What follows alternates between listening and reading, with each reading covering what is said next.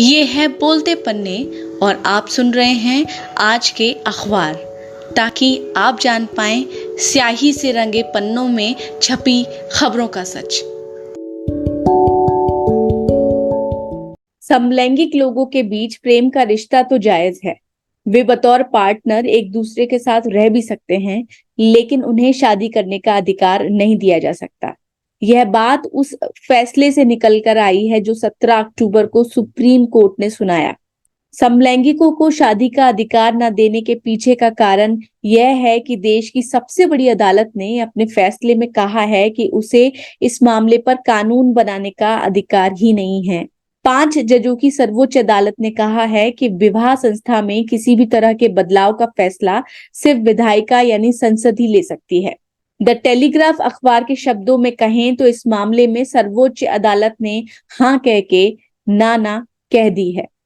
जनसत्ता और Indian express इस फैसले के कुछ हिस्सों में आगे की उम्मीद भरी राह देख रहे हैं। हालांकि इंडियन एक्सप्रेस ने जज की कुछ टिप्पणियों को बस टोकनिज्म के तौर पर माना। दूसरी ओर द हिंदू अखबार का कहना है कि समलैंगिक समुदाय के हकों की लड़ाई में यह एक बहुत बड़ा कानूनी झटका है। और हिंदुस्तान टाइम्स अखबार ने माना कि 3-2 के बहुमत से यथास्थिति के फैसले को अपनाना यानी समलैंगिकों को उतने ही हक पर सीमित रखना जितने अभी उनके पास हैं, यह बेहद निराशाजनक है। इस पॉडकास्ट को सुनने के दौरान आप याद करिए कि इस बारे में आपके घर आने वाले अखबार ने आपको क्या जानकारी दी। क्या आपको खबर पढ़कर ऐसा लगा था कि सुप्रीम कोर्ट समलैंगिक जोड़ों को शादी की मान्यता नहीं देना चाहता? और आपके दिमाग में वह फैसला घूम रहा था क्या, जब इसी कोर्ट ने समलैंगिकों के हक में 5 साल पहले ऐतिहासिक ऐलान किया था? और ये ऐलान था कि समलैंगिकों के संबंध वैध संबंध हैं। फिर तब और अब के सुप्रीम कोर्ट के फैसले में इतना बड़ा अंतर क्यों आया? कहीं आप ऐसा कुछ तो नहीं सोच रहे? अगर हाँ, तो इस फैसले को आसान तरीके से आप तक पहुंचाने की हमने कोशिश की है। आज के अखबार के इस एपिसोड में बने रहिए हमारे साथ। नमस्कार, मैं हूं शिवांगी और शुरू कर रहे हैं आज का सफर। समलैंगिकों की शादी से जुड़े फैसले पर अखबारों की कवरेज को समझने के लिए सभी प्रमुख अखबारों की इस खबर से जुड़ी हेडिंगों को पढ़ लेते हैं। इन हेडिंग को सुनते हुए आप याद रखिएगा कि ये पहले पन्ने की पहली खबर है, यानी उम्मीद की जा सकती है कि ये हेडिंग कुछ विशेष होगी। हालांकि कई अखबारों की हेडिंग एकदम सपाट है। जनसत्ता ने हेडिंग लगाई, समलैंगिक शादी को कानूनी वैधता देने से सुप्रीम कोर्ट का इनकार। दैनिक भास्कर की हेडिंग है, यह विवाह गैर कानूनी है। दैनिक जागरण ने हेडिंग लगाई, समलैंगिक विवाह को कानूनी मान्यता नहीं। ठीक यही हेडिंग दैनिक हिंदुस्तान ने भी लगाई है और इस अखबार में ये खबर सेकंड लीड स्टोरी के तौर पर लगाई गई है। अमर उजाला की हेडिंग है, समलैंगिक विवाह को मान्यता नहीं, ये जोड़े बच्चा भी गोद नहीं ले सकते। बात अंग्रेजी के अखबारों की करें तो द हिंदू की हेडिंग है, can not legalise same sex marriage says SC bench. Hindustan Times अखबार की हेडिंग है, no legal rights for same sex couples rules SC. Times of India की हेडिंग है, SC rules 5-0 against same sex marriage, 3-2 against adoption. तो इन हेडिंगों को सुनकर जो भाव सबसे पहले एक पाठक के दिमाग में आ सकता है वो ये है कि समान लिंग वाले लोगों की शादी को सुप्रीम कोर्ट ने मान्यता नहीं दी। इस मामले में दैनिक भास्कर की हेडिंग सबसे ज्यादा कठोर भाव से भरी है, जो कहती है कि ये विवाह गैर कानूनी है, जबकि सुप्रीम कोर्ट ने असल में ऐसे किसी टर्म का इस्तेमाल नहीं किया है। सुप्रीम कोर्ट ने यह कहा है कि वो इसे मान्यता नहीं दे सकता, लेकिन ये नहीं कहा है कि ये विवाह गैर कानूनी है।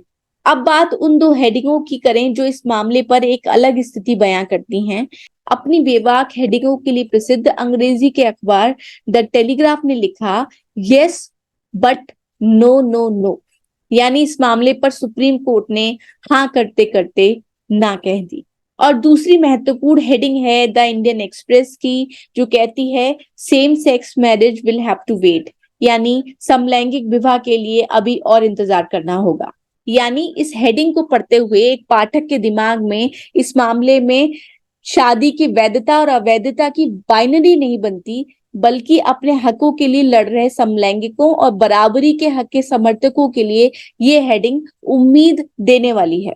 इंडियन एक्सप्रेस की इस पॉजिटिविटी का एक बड़ा कारण तो यही है कि 5 जजों की संविधान पीठ के फैसले में कई ऐसी बातें निकल कर आई हैं जिससे यह स्पष्ट होता है कि कोर्ट समलैंगिकों के साथ रहने और शादी के पक्ष में है, लेकिन यह अधिकार देना उसके कार्यक्षेत्र में नहीं, इसलिए उसने इसका फैसला केंद्र पर छोड़ दिया है। अखबारों की कवरेज पर आगे और बात करेंगे, लेकिन उससे पहले आपको इस फैसले से जुड़ी कुछ अहम जानकारियां दे देते हैं। सुप्रीम कोर्ट की 5 जज वाली संविधान पीठ ने इस मामले से जुड़ी 21 याचिकाओं पर सुनवाई करते हुए 4 अलग अलग फैसले दिए हैं। इस पीठ की अध्यक्षता चीफ जस्टिस DY चंद्रचूड़ ने की, जिन्होंने सबसे लंबा 247 पन्नों का आदेश लिखा है। इस पीठ के दूसरे जज जस्टिस संजय किशन कौल ने 17 पन्नों का फैसला लिखा और वे CJI के अधिकांश विचारों से सहमत नजर आए। वहीं तीसरे जज जस्टिस S रविंद्र भट्ट ने अपने लिए और जस्टिस हिमा कोहली के लिए संयुक्त रूप से 89 पन्नों का आदेश लिखा है और इस पीठ के 5वें जज PS नरसिम्हा का 13 पन्नों का आदेश है और उन्होंने अपने फैसले में जस्टिस भट्ट और जस्टिस कोहली के निष्कर्षों से सहमति जताई है। कुल मिलाकर इस मामले में 4 फैसले आए हैं जो कि कुल 366 पन्नों में लिखे गए हैं। अमर उजाला के मुताबिक मार्च और अप्रैल में दोनों पक्षों की ओर से 10 दिनों तक चली गहन बहस के बाद संविधान पीठ ने बीती 11 मई को अपना फैसला सुरक्षित रखा था, जिसे उसने 17 अक्टूबर को सुनाया। इन याचिकाओं में समलैंगिक शादी को मान्यता देने के लिए स्पेशल मैरिज एक्ट में बदलाव करने या फिर इसे जेंडर डिस्क्रिमिनेशन के आधार पर रद्द करने की मांग की गई थी और बच्चे गोद लेने का हक भी समलैंगिक जोड़ों को दिया जाए, ऐसी मांग भी की गई थी।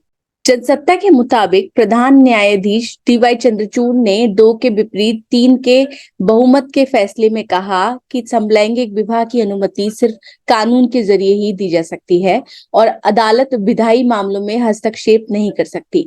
इंडियन एक्सप्रेस ने अपनी खबर में बताया कि सुप्रीम कोर्ट के फैसले का मुख्य आधार बना विवाह के अधिकार को मौलिक अधिकार न माना जाना। मामले में सुनवाई के दौरान केंद्र सरकार की ओर से दी गई दलील को 5 जजों ने स्वीकार किया और माना कि विवाह संविधान में नागरिकों को दिया कोई फंडामेंटल राइट नहीं है, बल्कि एक वैधानिक राइट है। ठीक इसी आधार पर उन्होंने स्पेशल मैरिज एक्ट को रद्द करने या उसमें किसी तरह का बदलाव करके समलैंगिकों के विवाह का प्रावधान करने से इनकार कर दिया।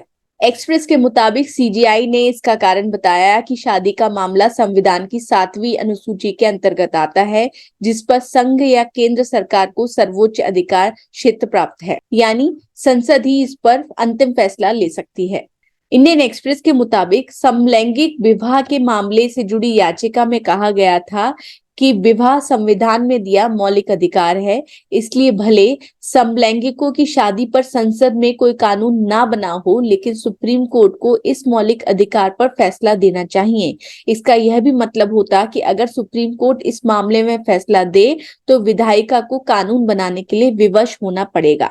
जनसत्ता के मुताबिक 5 जजों वाली संविधान पीठ के जस्टिस रविंद्र भट्ट ने अपने फैसले में कहा कि इस पर कदम संसद ही उठा सकती है, ना कि वे। संसद को इस पर कानून बनाने का आदेश भी सुप्रीम कोर्ट नहीं दे सकता है, यानी संविधान के तहत विधायिका, कार्यपालिका और न्यायपालिका में शक्ति के बंटवारे को मुख्य आधार बनाते हुए सुप्रीम कोर्ट की संविधान पीठ की ओर से इस तरह का फैसला दिया गया है। समलैंगिक विवाह से जुड़े फैसले के साथ जजों ने यह भी लिखा कि विशेष विवाह अधिनियम को खारिज किया गया तो देश आजादी से पहले के दौर में चला जाएगा। इसी लाइन को अमर उजाला ने अपने विशेष पन्ने की मुख्य हेडिंग बनाया है। अमर उजाला ने जो शब्द इस्तेमाल किए हैं वो पूर्वाग्रह से भरे लगते हैं। अमर उजाला ने लिखा कि याचीगढ़ विशेष विवाह अधिनियम को सबसे बड़ा रोड़ा मान रहे थे और इसे रद्द करवाना चाहते थे, लेकिन सुप्रीम कोर्ट ने उनके हट को नकारते हुए कहा कि ऐसा किया तो देश आजादी के पहले के दौर में चला जाएगा। सुप्रीम कोर्ट के इस महत्वपूर्ण फैसले का इससे खराब इंटरप्रिटेशन किसी और अखबार में नहीं दिखता। इस मामले में दैनिक जागरण ने स्पष्ट तौर पर जानकारी दी है कि अलग जाति और धर्म के लोगों के बीच विवाह करने का अधिकार देने के लिए स्पेशल मैरिज एक्ट बनाया गया था। समलैंगिक विवाह का अधिकार मांग रहे याचिकाकर्ताओं की मांग थी कि इस एक्ट को रद्द कर दिया जाए, क्योंकि इसमें समलैंगिक जोड़ों को इस शादी की इजाजत न देकर उनके साथ भेदभाव किया गया है। संविधान पीठ ने अपने फैसले में कहा कि वे स्पेशल मैरिज एक्ट को सिर्फ इसलिए असंवैधानिक नहीं करार दे सकती क्योंकि ये समलैंगिक शादियों को मान्यता नहीं देता। चीफ जस्टिस ने अपने फैसले में यह भी कहा कि अगर शीर्ष न्यायालय विशेष विवाह अधिनियम को खत्म करती है तो इससे देश आजादी से पहले के दौर में चला जाएगा। यानी ठीक वही बात जो अमर उजाला ने एक अलग तरीके से पाठकों के सामने रखी। शादी का हक पाने की कोशिश कर रहे समलैंगिक जोड़ों के लिए सुप्रीम कोर्ट का ये फैसला भले निराशा भरा है, लेकिन सर्वोच्च अदालत की संवैधानिक पीठ ने यह स्पष्ट कर दिया कि LGBTQI समुदाय के लोगों के पास पार्टनर चुनने और साथ रहने का अधिकार है और सरकार को उन्हें दिए जाने वाले अधिकारों की पहचान करनी ही चाहिए ताकि ये कपल एक साथ बिना परेशानी के रह सके। इंडियन एक्सप्रेस ने लिखा है कि 3 जजों ने अपने बहुमत के फैसले में कहा कि समलैंगिक लोगों को संबंध रखने का अधिकार या राइट टू रिलेशनशिप है। अखबार ने बताया कि राइट टू रिलेशनशिप के अंदर पार्टनर चुनने, उसके साथ रहने और शारीरिक संबंध बनाने का हक शामिल है। साथ ही ये अधिकार गरिमा के साथ चाहे जैसे रहने के अधिकार के साथ निजता व स्वायत्त के अधिकार से भी जुड़ता है। अपने फैसले में न्यायाधीशों ने यह भी कहा है कि जब भी ऐसे रिश्ते में रहने के हक पर कोई हमला हो तो सरकार को उसे सुरक्षा देनी ही चाहिए। साथ ही यह भी कहा कि समलैंगिक कपल आजादी से एक साथ रह पाए, इसके लिए जरूरी है कि सरकार समाज को संवेदनशील बनाने के प्रयास करे। समलैंगिक शादी का फैसला भले समलैंगिकों के हक में ना आया हो, लेकिन इन प्रोग्रेसिव टिप्पणियों को सुनते हुए आप समझ सकते हैं कि सभी जज समलैंगिकों के प्रेम के रिश्ते में रहने के अधिकार से सहमत थे।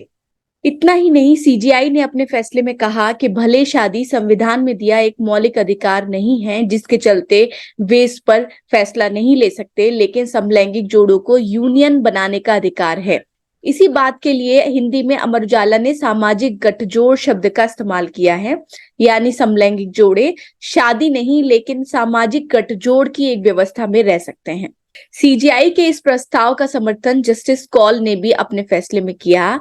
राइट टू यूनियन पर अगर बाकी 3 जजों की सहमति भी मिल जाती तो समलैंगिकों के लिए यह शादी से अलग लेकिन शादी सरीखी व्यवस्था बन सकती थी।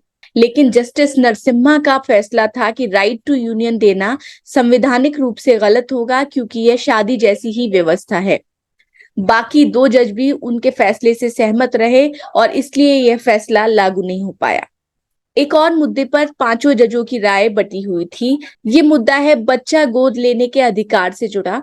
CGI चंद्रचूड़ ने अपने फैसले में लिखा था कि समलैंगिक जोड़ों को बच्चा गोद लेने का अधिकार दिया जाना चाहिए क्योंकि जुवेनाइल जस्टिस एक्ट अविवाहित महिलाओं को बच्चा गोद लेने का अधिकार तो देता है, लेकिन इस कानून में अविवाहित जोड़ों के लिए अधिकार नहीं दिया गया है।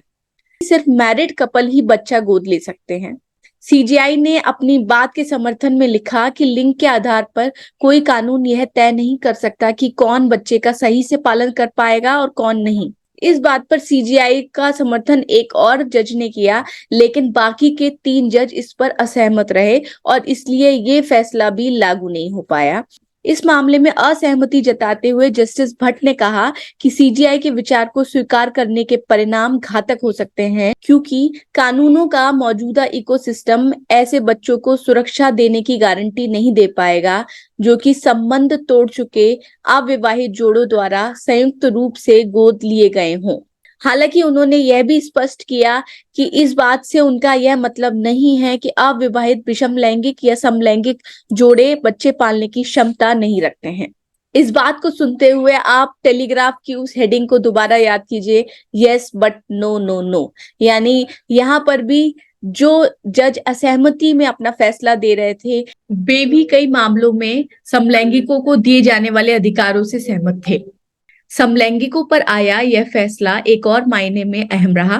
इस फैसले में सुप्रीम कोर्ट ने एक बार फिर यह स्पष्ट कर दिया कि समलैंगिकता कोई बीमारी नहीं है, ना ही यह एलीट क्लास तक सीमित कोई अवधारणा ही है। जबकि इस मामले पर लगातार सुनवाई के दौरान केंद्र सरकार ने यह दलील दी थी कि ये पूरा मामला कुछ कुलीन वर्ग के लोगों द्वारा उठाया जा रहा है जो अंग्रेजी बोलते हैं। जनसत्ता ने अपनी खबर में लिखा है कि यह बात करते हुए सर्वोच्च अदालत ने केंद्र सरकार की ओर से दी गई इन दलीलों से जुड़ी सोच की भी आलोचना की है। अखबार ने लिखा कि कोर्ट का इतना तक कहना है कि समलैंगिकता को शहरी इलाकों तक सीमित रखने का प्रयास ऐसे लोगों को मिटाने जैसा है।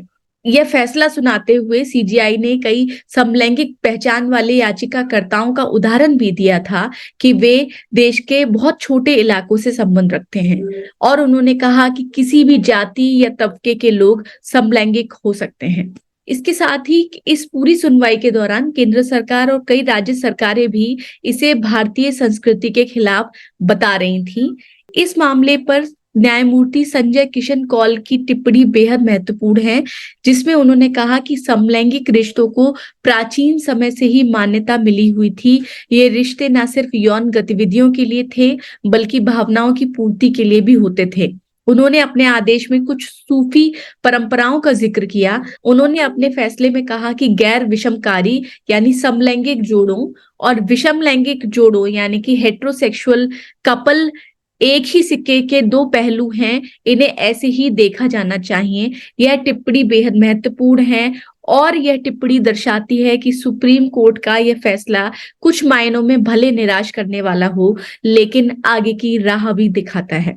इस पूरी सुनवाई के दौरान केंद्र सरकार ने प्रस्ताव दिया था कि वह एक समिति बनाकर यह अध्ययन करेगी कि समलैंगिक जोड़ों को कौन कौन से अधिकार दिए जा सकते हैं।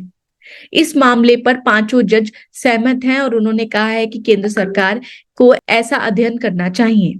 इस समिति को लेकर सीजीआई ने कहा कि केंद्र सरकार को कैबिनेट सचिव की अगुवाई में समिति के गठन की प्रक्रिया में आगे बढ़ना चाहिए ताकि राशन कार्ड, पेंशन, ग्रेच्युटी और उत्तराधिकार सहित समलैंगिक जोड़ों से जुड़े कई और चिंताओं पर विचार किया जा सके। साथ ही इस पूरे फैसले के दौरान कोर्ट ने यह भी कहा कि ट्रांसजेंडर व्यक्ति किसी भी विषम लिंगी व्यक्ति के साथ शादी कर सकता है और यह स्पेशल मैरिज एक्ट के तहत की जा सकती है। और बात अब प्रतिक्रियाओं की करें तो केंद्र सरकार ने इस फैसले का स्वागत किया है। इसके अलावा आपस में धार्मिक मुद्दों पर विरोध में रहने वाले हिंदू और मुस्लिम पक्ष के धार्मिक गुरुओं ने भी इस फैसले का स्वागत किया है, जिसे तंजिया रूप में दैनिक जागरण ने हेडिंग लगाकर लिखा, समलैंगिकता के मामले में सर्वधर्म समभाव देखा।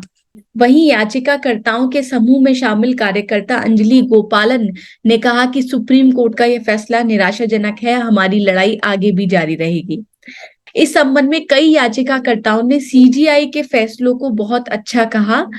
अमर उजाला ने एक अन्य याचिकाकर्ता हरीश अय्यर के हवाले से लिखा है कि ये पूरा फैसला हमारे पक्ष में नहीं था, लेकिन सुप्रीम कोर्ट की टिप्पणियां समुदाय के पक्ष में है।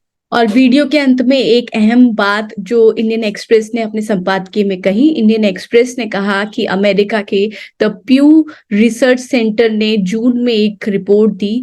24 देशों में किए गए सर्वे में पूछा गया कि क्या समलैंगिक जोड़ों को विवाह का अधिकार मिलना चाहिए, और इस मामले में भारत के 53% लोगों ने कहा कि हाँ, समलैंगिकों को शादी का अधिकार मिलना चाहिए। दोस्तों, आपको बता दें कि प्यू रिसर्च एक बेहद प्रतिष्ठित सर्वे एजेंसी है। इस लिहाज से हम सोच सकते हैं कि देश में लोगों की सोच बदल रही है और जनसत्ता ने अपने संपादकीय में जैसे कहा था कि अगर लोगों की सोच बदलेगी तो राजनेताओं को और राजनीतिक दलों को भी अपनी सोच बदलनी पड़ेगी और फिर वो मौका आ सकता है जब देश की विधायिका या संसद इस बात पर आ जाए कि वो समलैंगिकों को वो अधिकार देने के लिए राजी हो जो कि उन्हें मिलने चाहिए, जो कि उनका राइट है।